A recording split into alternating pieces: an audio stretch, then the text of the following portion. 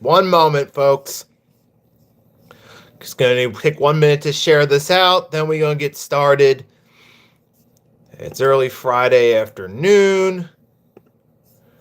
Or it's about to be Friday afternoon. It's around 11:30 in the morning-ish. Going to give a minute or two for people to come on in. Then I'm going to get this bad boy started.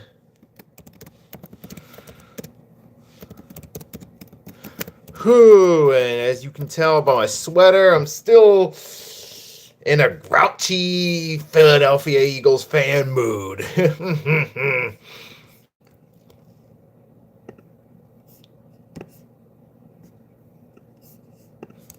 All right, give me 1 more minute. I'm going to share this out. Right now, I'm going to share it out on X/Twitter. We're going to get this thing started in just a minute.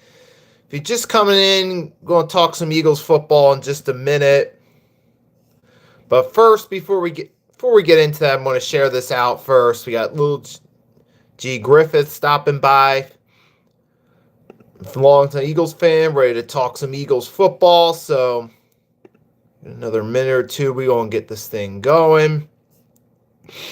Man, I'll say this.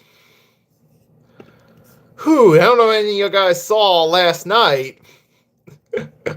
Fall Thursday Night Football, the Buccaneers collapse is happening. So apparently the Eagles ain't the only team collapsing right now. But our collapse is more, for us, it's more of a, I don't know. I mean, it's happened. We lost 3 straight, but going into this game against the Raiders, I'm looking around saying, we better win this game against the Raiders, for real. And I call this a must-win because if we lose to the Raiders of all teams, knowing how dreadful they are, and drop 4 straight and fall to 8-6, it's pretty much all but over at that point. I mean, you better beat the Raiders. Have you seen the Raiders play this season? Have you? I mean, seriously. Have we seen the Las Vegas Raiders play this year? Holy they're horrible. Geno Smith. See, this is why you don't try to kick the wheels off a 1 year. Well, if a quarterback would won that good season. We even saw the writing on the wall last year with the Seahawks. Geno was starting to show signs of statistical regression. Hello, Grego. What is up? What is up? But the Raiders foolishly believed that he was going to rekindle that 2022 magic. And now they're stuck where they're at with only a couple wins.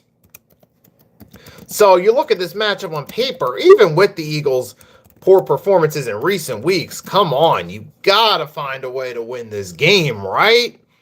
We should. I mean, I understand. Yeah, I mean, sir, it's football. Anything can happen. But for all intents and purposes, the 2-11 Raiders, bruh, we should win this game. I could see why the Eagles wouldn't. That would be because of poor play calling and dreadful offense. But when you look at this defense, this Eagles defense still is one of the better. It's been the best part of this team all season long. Even last week in the loss to the Chargers on Monday Night Football, the defense still did a pretty solid job, all things considering. They got to Justin Herbert numerous times. They got a few picks. Oh, yeah, they were doing pretty solid there. And Greg is saying, yeah, I heard Kenny Pickett starting. Yeah, I even put Kenny Pickett in the thumbnail with the expectation that he's probably going to start in this one. Because we saw Geno leave the game, and right before I created the thumbnail, I looked up to double check. It says that he's doubtful, which probably means Kenny Pickett starting. So I got no doubts about that one right there. So we got 7 people in here. If you're just coming in, please do me a solid. Make sure to drop a like and comment, which I see 4 of you already have. So let's keep this thing rolling, folks. That's right. We see here Nicky Stees talking some Eagles football. I got some Eagles parallel underneath. I got the Philly thing underneath.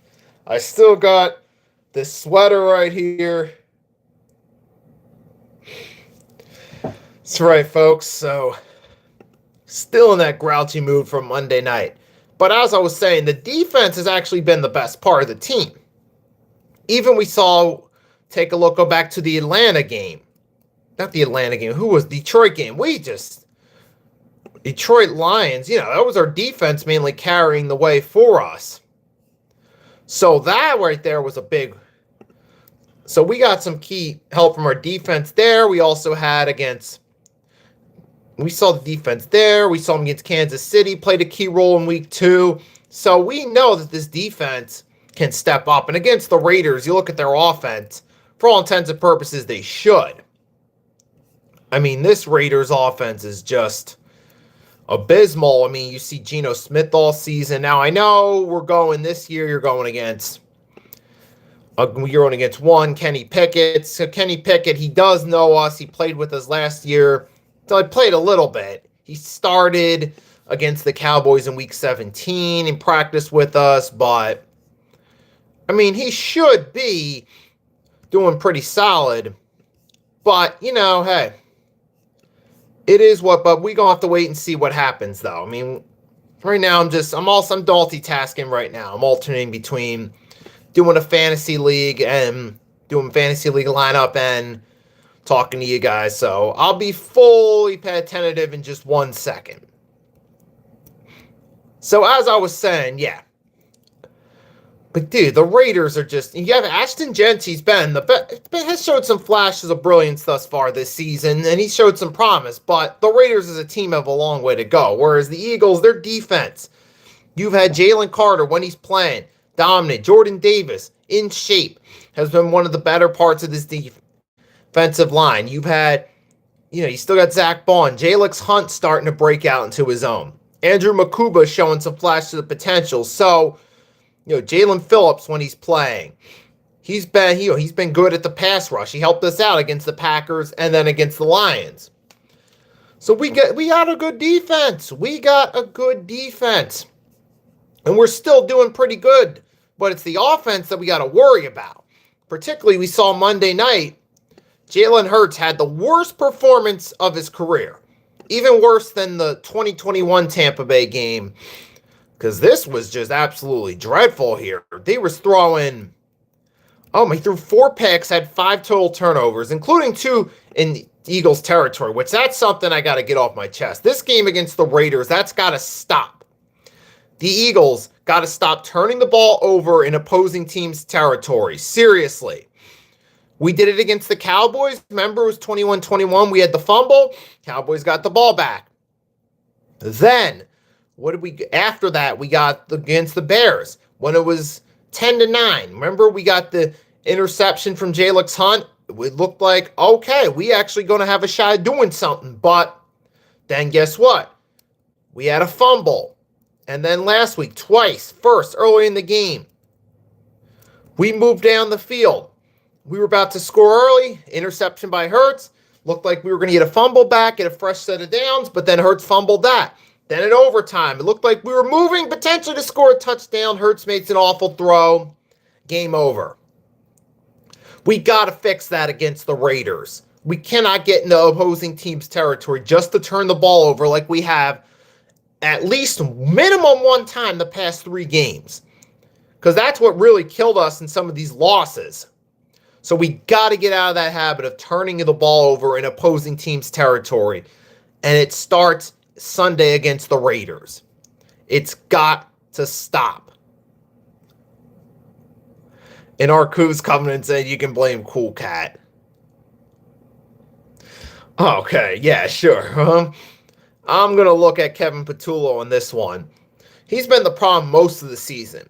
Now, I will say this. The one thing I did like that we did on offense against the Chargers was we handed the ball off to Saquon with Hurts under center. Like, I noticed something. Most of the runs when Hurts was lined up under center versus the runs when he's lined up under shotgun, we were more efficient with Saquon when Hurts was lined up under center. That formation worked better for Saquon's running style than it does with him lining up in the backfield under shotgun. So we're going to run the ball with Saquon and hope for a similar result, which is the one offensive aspect we want to repeat from last week. We should do it under center because clearly Saquon's more efficient running the ball under center than he is under shotgun. So that's something that I'd like to see more of incorporated against the Raiders. And now I look at the Raiders' defense, in terms of total passing defense, the Raiders are they're ranked toward the bottom of the league. They're ranked 32nd, 31st, 30, 29, 28, 27, 26, 25. They're 23rd against the pass. So it should be a much easier game than it was going against that Los Angeles Chargers defense that was ranked at 3rd against the pass. So that should be an upgrade right there in this one, because so that helps right there. Jalen Hurts should have a bounce back game. Now, I still hold Hurts accountable saying it was an awful game.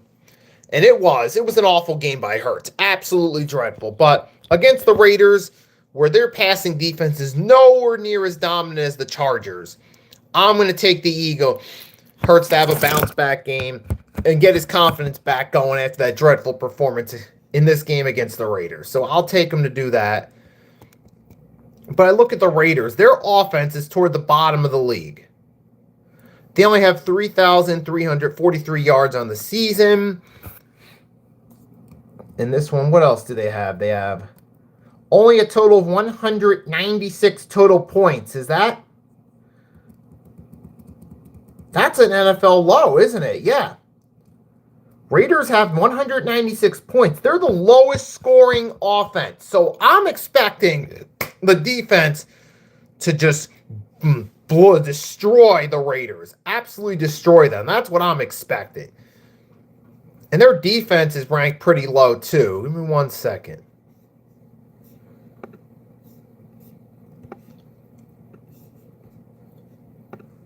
And here's a fun fact. I'll say this. Devin White's leading the team with 133 tackles.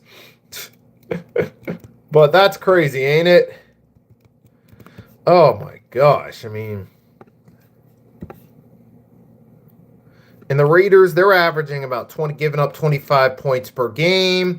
Oh, great. 17th in passing defense. Yeah, that's a significant upgrade for us going against them right there. Thank you, Arcus. 17th passing defense. So that should help us out significantly. Church should definitely have a rebound game. And like you said, the Raiders only got 8 total takeaways to giving up 14. I mean, all right, just look at the Raiders' numbers. They're not that great. They've given up over 1,000 rushing yards on the season. They're giving up 3.9 yards per attempt. They've given up 18 rushing touchdowns. So let's continue running with Hurts lined up under center. Keep handing the ball to Saquon. Maybe get Tank Bigsby a little bit involved. So I'm looking at this, especially in short yardage situations. We get closer to the goal line if we can actually do so without turning the ball over, without fumbling, without throwing interceptions, all right? Let's do some runs against them. Let's run. Their defense is weak. 18 rushing touchdowns they've allowed. There's a great opportunity for us to get the ground game going. Get a few scores on the ground, either with Saquon, maybe Bigsby, or even Hurts with his feet. Let's do that, all right? Let's get something going. All right, let's try to... I don't think they're going to do this, but it would be nice if they try to get some RPOs going because, Raiders,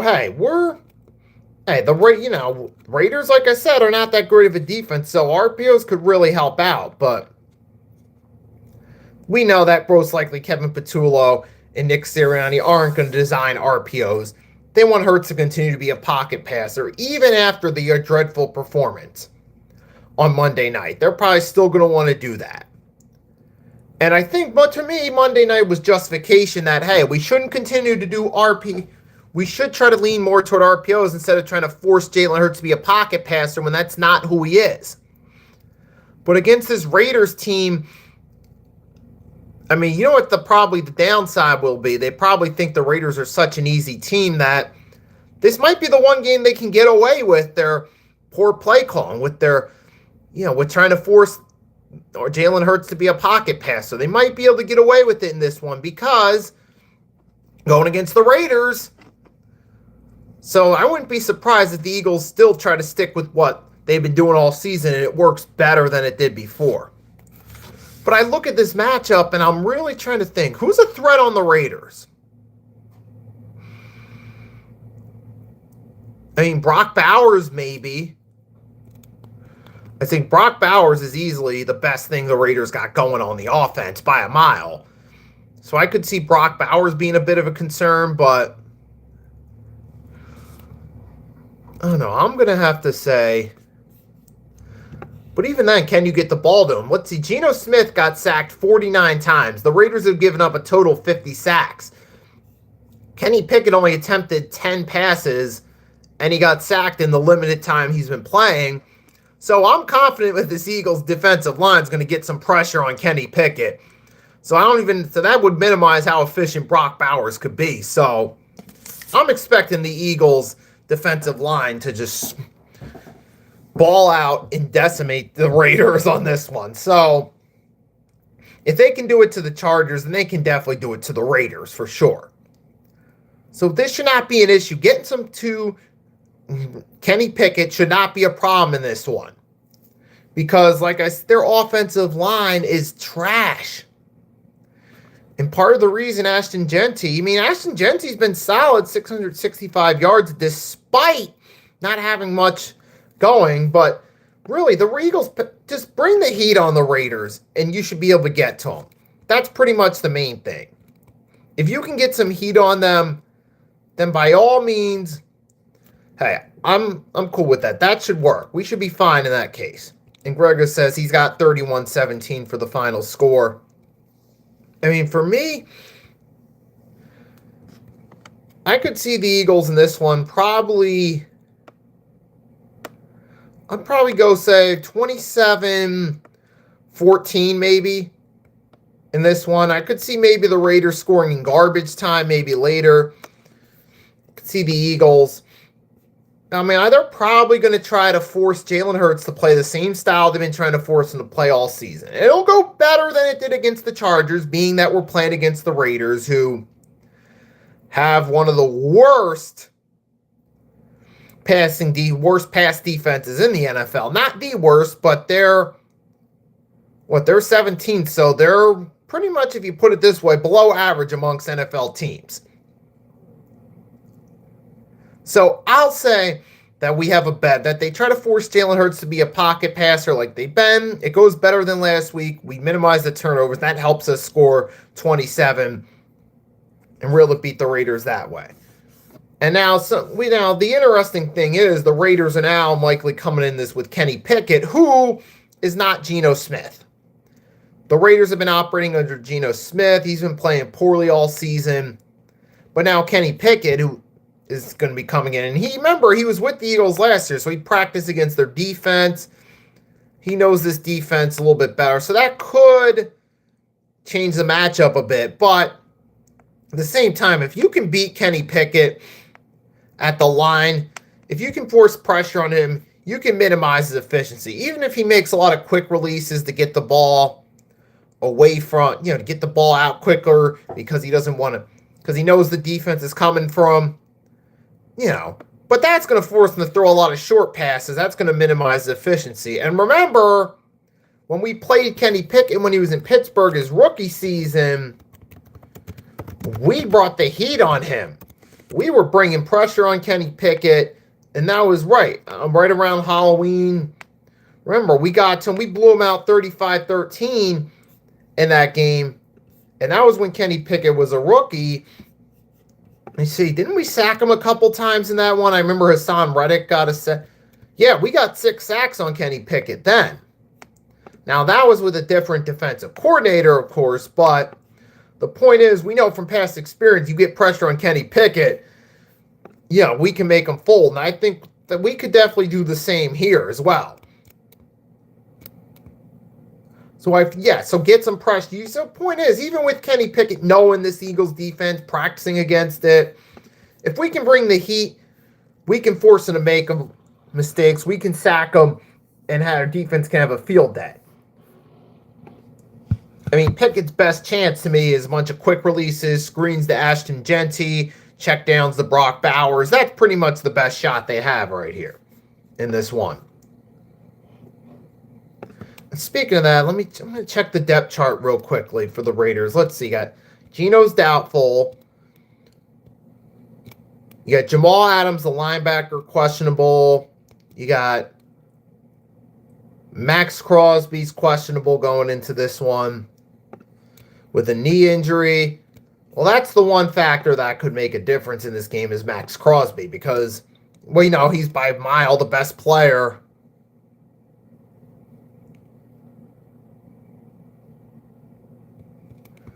And Greg is saying, I don't think the Raiders win another game. No, they should not win a game. The Raiders should not beat us at all. Dude, if we lose to the Raiders, then something's got to change if that were to happen. But it shouldn't happen. Because we look at this Raiders team. I don't see what universe they're beating us. I don't.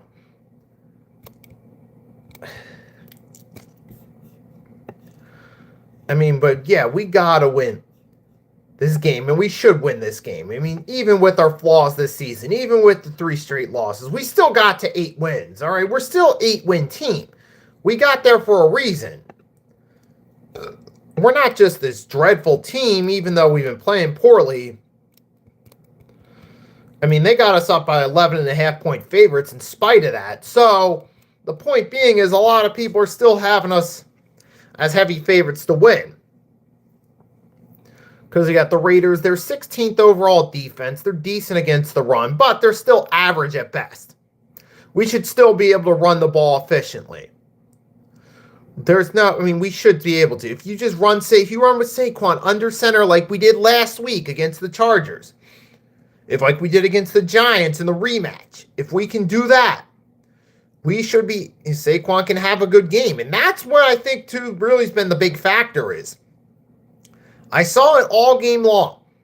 Saquon under center getting carries in shotgun. They're like two completely different stories. It works a lot better when you got him under shotgun taking carries. And that's what we got to do in this one. Yep, yeah, I'm saying it's one of those days, folks. But look, man, it's pretty self-explanatory in this one. It shouldn't take much to prepare, but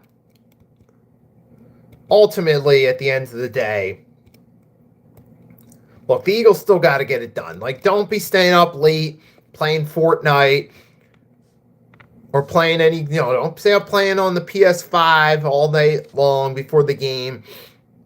Eagles should know their backs are against the wall a little bit. Yes, they still have the division lead, but the Cowboys are still only 2 games back. And I know this is all subject with the Raiders, but the Cowboys are playing the Minnesota Vikings, which on paper could be a winnable game for them. So if they win that game, they're up to 7-6-1. And that means that, hey, if we were to somehow lose, which we should not, they'd be 1 game back. So I think the Eagles realize, hey, if we can just win some of these games against the Raiders and the Commanders, we should control our own destiny. Especially against Washington after that dreadful performance against the Vikings. But that's another story for another time. We'll have to wait and see about that one. Going into... Dude, this really is... look, all I'm really expecting for the Eagles is to just win this game. And supposedly I'm reading through reading at ESPN's preview, see what notes they're making. Give me one. Let me see. Yeah, that's...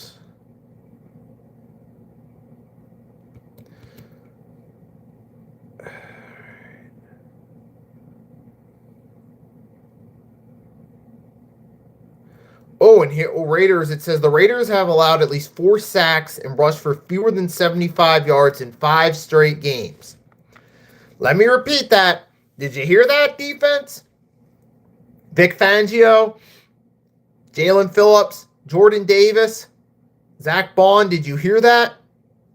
Raiders have allowed 4 sacks and rushed for fewer than 75 yards in 5 straight games. That's right, at least 4 sacks in 5 straight games.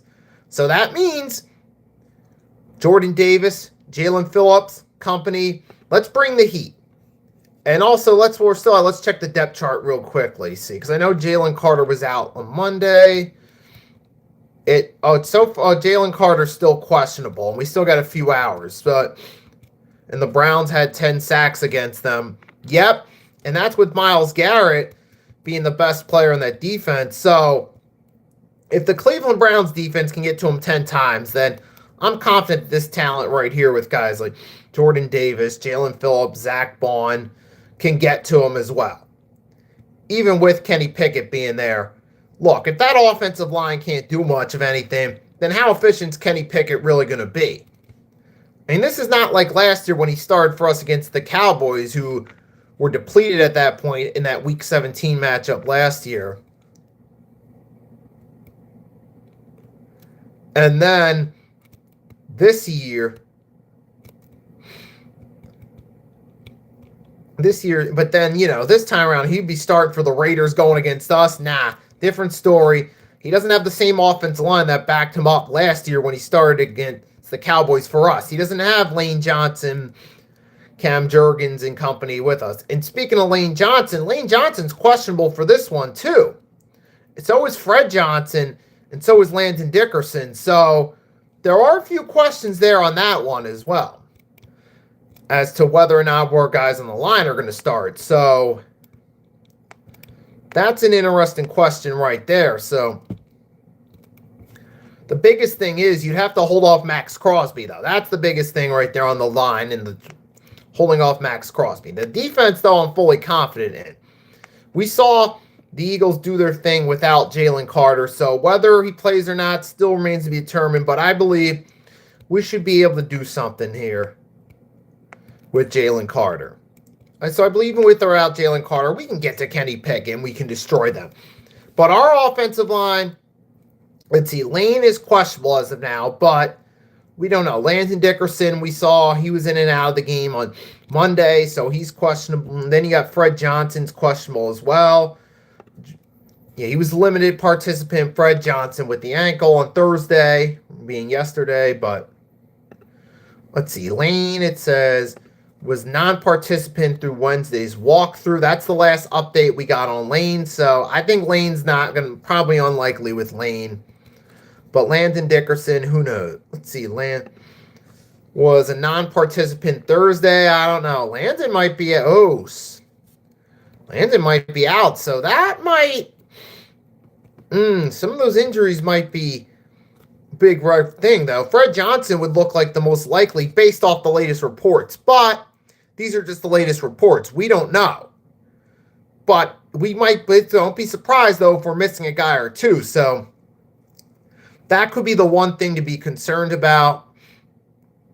But even with that being said, you can still find ways around it. You still can do RPOs, screens, runs under center, There's still different options right there. Quick releases. You can still find ways to make it work, maybe. So even with the offensive line, we got a limited offensive line on Sunday. You still find ways against this Raiders team. And Greg has said what I said earlier, that Brock Bowers is the Raiders' best receiver. Oh, yeah, absolutely. But if you beat him on the defensive line, then, it makes it harder for Kenny Pickett to get rid of the ball. If you can get a few sacks on him, like we did on Justin Herbert, then you limit Brock Bowers' ability to help break the game open if the Raiders can't get the ball to him. So if we can bring the heat, force bad passes, force inaccurate throws by Pickett, but there's not much Brock Bowers can do to help him out. But, yeah, that is obviously the best weapon in the passing game. But if we get to him, there's not much Bowers can do. I mean, really, like I said, as far as keys to victory go, the first key to victory I'm going to reiterate is don't stop the turnovers, specifically in the opposing team's territory. That's got to stop. The Eagles got to stop getting in the opposing team's territory only to turn the ball over. We've been doing that way too much these past couple weeks. It's got to stop. It's got to change this week. So for that first key to victory, it's to stop with the turnovers, specifically when we're on the verge of scoring. It's number one. Number two, I already alluded to it, but bring the heat. Bring the heat. We know the Raiders' offensive line is vulnerable to giving up sacks. We can definitely get some pressure on them and make them. I mean, Geno got dropped 49 times during his time playing, so that's obviously a sign that there's weaknesses in their offensive line. Exploit them. Get some pressure on on Kenny Pickett. Make him make bad throws. Force and get some sacks. Try to get turnovers that way, maybe. Strip sack, fumble, whatever you can do. Get some pressure. Make it happen. So those are main two keys right there. And I got Mitch commented, 7 more subscribers to 700. And I did get your message earlier. I'll get to that when I'm done. So we got Mitch stop by as well. Yep, we're on the road to 700, folks. Yep, we're almost there. That's right, folks. We are on the road to 700. It's crazy. Dun, dun, dun, dun. And take your time, no rush. Yeah, I got you. But, man, I mean, this is really... Dude, this should be a easy game. This should be the game that the Eagles just take out their frustrations. Let it all go. Yeah, you've had 3 bad games. Let's take out all the frustrations on the Las Vegas Raiders. Get that win. Then don't pull a Tampa Bay Buccaneers and lose this game that you should be favored to win. Because did you guys see that last night? Oh, my gosh. I mean... And you saw Mike Evans leave the locker room. He was visibly pissed about that last night. I couldn't believe that. I mean, I could believe it, but the way it happened is the surprising part. Me and Agent Warrior on the pick-ems, we both picked the Falcons for the upset, so we got that one right. I was more so shocked the way it happened. Tampa Bay was up 28-14, and it was like, oh, looks like Tampa Bay snapped out of their blunder. It looks like they finally got caught up. They woke up from their blunder, and they're doing what they should. But wait. Then a few minutes later, after the Falcons scored, and we're like, okay, wait a minute. Not over yet. And then before you know it, Falcons are all of a sudden, it's 28-26 late. Falcons move down the field. They kick a game-winning field goal at the end. And now the Carolina Panthers are in first place. So the point I'm getting at back to the Eagles is don't pull a Tampa Bay Buccaneers and lose a game you're favorite to win. Because that shouldn't happen. Because we as Eagles fans, we need this win, man. We were sitting at 8-2. We were fresh off wins over the Detroit Lions. And then before that, the Green Bay Packers. Everything was looking good. We went up against our division rival, the Dallas Cowboys. We were up 21-0 against them. It was looking like it should. Cowboys, struggling team. Eagles, defending Super Bowl champs. But then, it all fell apart in the second half. We lost that game. Then we had the embarrassing Black Friday game against the Bears.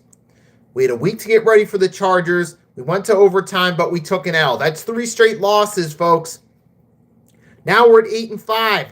The Cowboys are only 2 games back. We need this win. I'm confident we're going to get it, but we do need this win. We as Eagles fans need this. We need a big win here to beat the Las Vegas Raiders. Now, the Raiders aren't that important of a team, but this might be the best thing that could happen to us. This could be the best thing for us that we're playing the Raiders because we're playing them at the right time of year. Late in the season, we just need a few more wins to clinch the NFC East and at least host a home playoff game. It's perfect. We got the Raiders this week. The Commanders, who are not what we thought they were. We thought they'd be contenders going into the season. The injury bug destroyed them. They're not. So that looks like 2 easy games to follow up the 3 disappointing games, starting with the Raiders, then the Commanders. Then you got Buffalo week 17.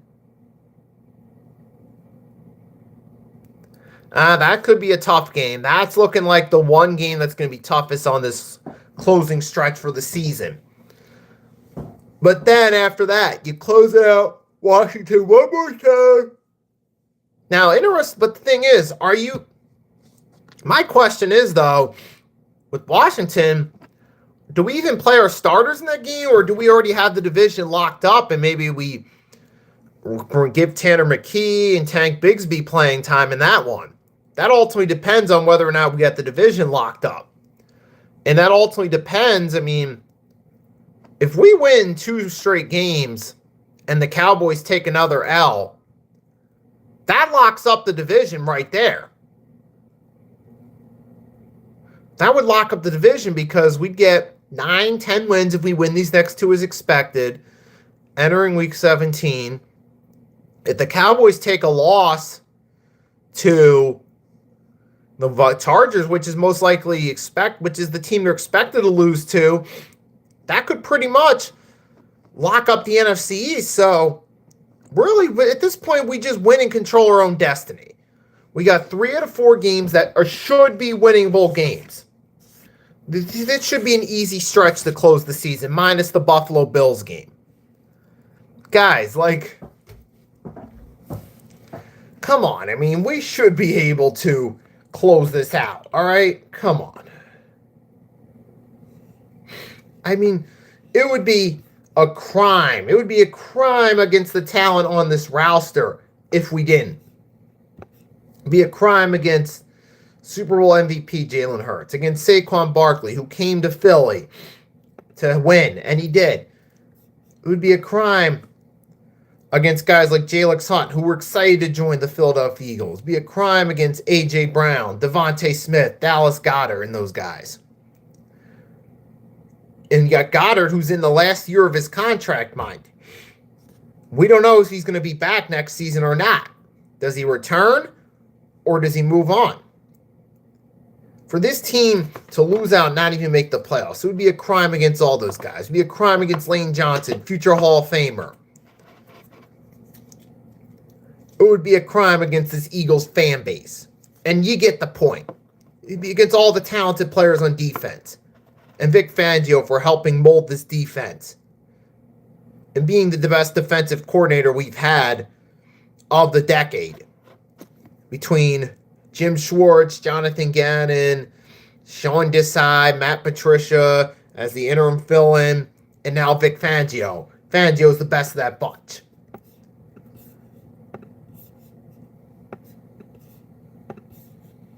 But with that being said, you got all this talent right here. All this great talent. And that should tell you right there, look. Hey, we should be able to ultimately win out. You know what I'm saying? We should be able to win out against the Raiders. 2-11. They're in the Tank Bowl contention, folks. The Las Vegas Raiders are contending for the Tank Bowl. They're in no way, shape, or form. No way, shape, or form anywhere near contention. They're not a threat at all. The Washington Commanders, we thought the Eagles-Washington rivalry was coming back, but apparently not. Not yet, at least. Not this season with all the injuries that are going on to Washington. And unfortunately, Zach Ertz ended up being one of them. So I'll say this. Shout out. So prayers up to Zach Ertz on a full recovery from that nasty injury he had Sunday. Unfortunately, that might be the last play of his career. I would hope it's not, but prayers up to Zach Ertz on a recovery. If this is the end of the road for your football career, thank you for all that you've did for the Eagles, and best of luck in your future endeavors. But Washington, you had Jaden Daniels in and out of the lineup. They forced Daniels back against the Vikings. And he was awful. And now he's back on injury list again. He's out again. Folks. Jesus, look at this. Washington, that point I'm getting at, it should be an easy win here. So the Eagles' schedule is very favorable for us to win out the rest of the way. Folks, I don't see... So this could be a favor right here, and it starts week 15 at the link. 1 p.m. Eastern Standard Time versus the Raiders. Another small benefit to this game is that we're playing a California team early afternoon, so there could be a time zone that could conflict with the Raiders' psyche a little bit as well, having to come to a different time zone. Because they're, by Raiders standards, that's still early in the morning. Raiders aren't used to playing early in the morning. They're used to home games. Or they're used to playing out west during the evening, early, during Eastern Standard Time evening. So that could throw the Raiders off a little bit too. So there's another potential advantage as well, just beside being the better all-around team. The point I'm getting is there's so much going in favor for us in this matchup that ultimately we should be able to win this game. Get this W, keep momentum rolling from there, at least get to 9 wins. Then go against Washington, who's been a dumpster fire this year, who's shorthanded as... Now, to be fair, Washington is a little bit more concerning, though. I'm not going to get too into that right now because we still get it through the Raiders game, because Washington at least has some decent weapons at receiver. You got Samuel, McLaurin. So Washington, that could be a little bit of something to watch out for. We saw how Mariota did for them going against Denver. They almost won that game. So Washington, at least, while their record is terrible, they're not a good team, at least they could give us a competitive game. But we still got to get through this Raiders game first, make it through the game healthy, make it through with a W to get to 9 wins, keep momentum rolling in our favor. That way, if the Dallas Cowboys beat the Minnesota Vikings to move to 7-6-1, we don't have to worry necessarily as much about them creeping up.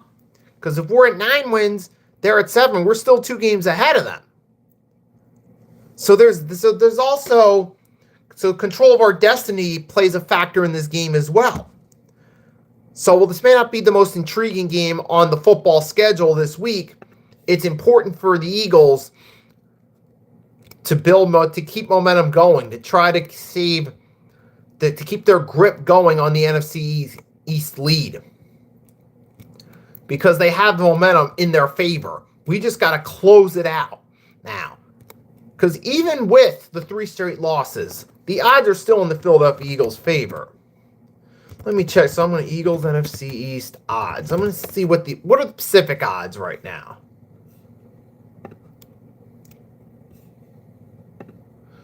So they're minus 12,000, which indicates near certainty. So we should have it. The Cowboys odds are plus 5,000. So even with the 3 straight losses, the odds are still in our favor.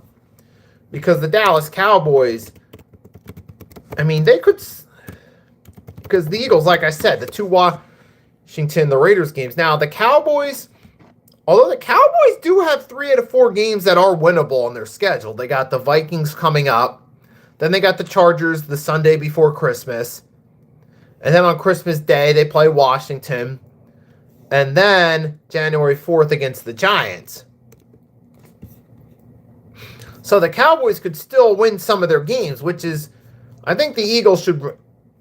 Somebody wakes up in that locker room. Forget about the positivity rabbit, which went over like a fart in church, apparently. And that was removed. Forget about that, because that didn't work.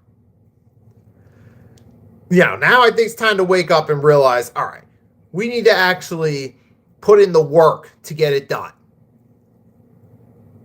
Even with this being on paper a real easy game, you can never take any game for granted. You still got to treat this game like a do or die game if you're the Eagles, because this very may well be do or die depending on how it plays out the rest of the season. So you still got to treat every game like a do or die game, no matter how easy it looks on the schedule. And that's the other main key to the Eagles. Don't look at the schedule and don't be foolish and say, oh, it's only the Raiders. This is going to be real easy. We don't got to worry about this. We can just unwind. We can play video games to let out our frustrations. We can goof around in the locker room. Nah. These are grown men who've played this game their entire lives. They should know better than that. And they should just go out there, treat this like an important game, so that way they take care of business, get the win, put the 3 losses behind them, bring on Washington next. That's really what it's all about for the Eagles. Getting a win, getting a win, getting back in the driver's seat, giving the fans at least something to be optimistic about, and going from there. So I think pretty much said all I was going to say on this one. Now, we still got to wait till 4 o'clock for the official injury report. If something does come up, I may drop a YouTube short about it. Drop a YouTube short about it just to let you guys know what's going on when the injury report drops later. So be on the lookout for that. So that being said, all I'm going to say is time for talking from your boys over. Let's go out there on the field, get this W, beat the Raiders, make everything, put those 3 losses behind us. Let's keep momentum going for a home playoff game starting right now. So with that being said, as always, it's Fly Eagles Fly for your boy Nicky Stees. Win, lose, or tie. Like I said, we're the defending Super Bowl champs. Let's get the win. Remind the fans of that. We'll block out that short-term memory of the 3 losses. And let's just have something positive to talk about, man. All right, this is getting a little itchy right here. You see this? A little itchy right here. I'm itching from all the losses. All the grouchiness from the Eagles. That's got to change. And it's our Sunday. But anyhow, man, always fly, Eagles fly. So with that being said, everyone that tuned in, thanks for tuning in. I hope you enjoyed this one. So, that being said, have a great rest of your day. If you don't catch me again, and until next time, it's your boy Nicky Stees signing off. Fly, Eagles, fly. On the road to victory. On the road to 9-5. And until next time, peace.